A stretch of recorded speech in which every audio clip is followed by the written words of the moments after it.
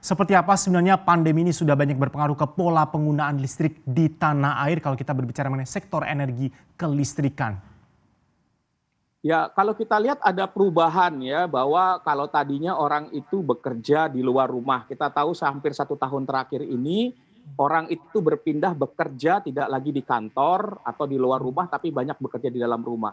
Aktivitas-aktivitas yang tadinya dilakukan di sekolah misalkan, ya sekarang kita sudah hampir 1 tahun, anak-anak kita belajar di rumah, ya.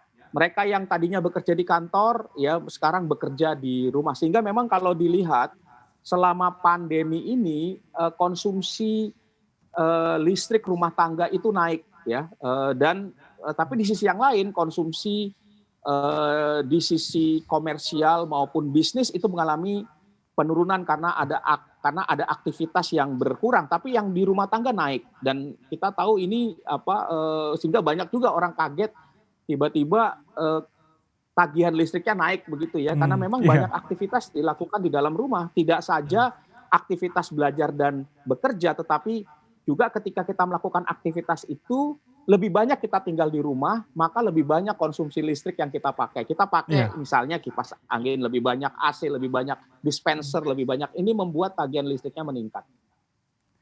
Tadi Pak Bob Saril dari PLN juga mengatakan di bulan Desember sudah nampak ada sinyal rebound terkait dengan penggunaan dan penjualan listrik. Anda memandang 2021 dengan situasi di tengah pandemi penggunaan listrik rumah tangga juga meningkat.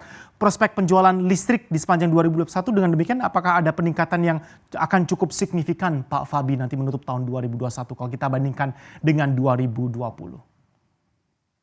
Ya, konsumsi listrik ini kan pada dasarnya mengikuti pertumbuhan ekonomi ya, karena listrik ini adalah input untuk aktivitas perekonomian.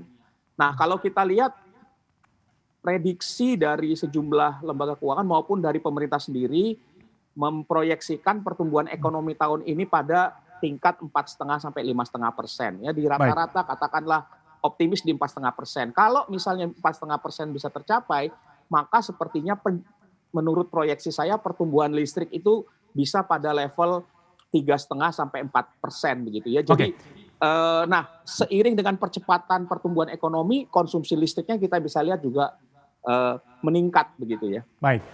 Install aplikasi kami CNBC Indonesia di Google Play Store dan App Store untuk mengikuti perkembangan terkini berita bisnis dan ekonomi.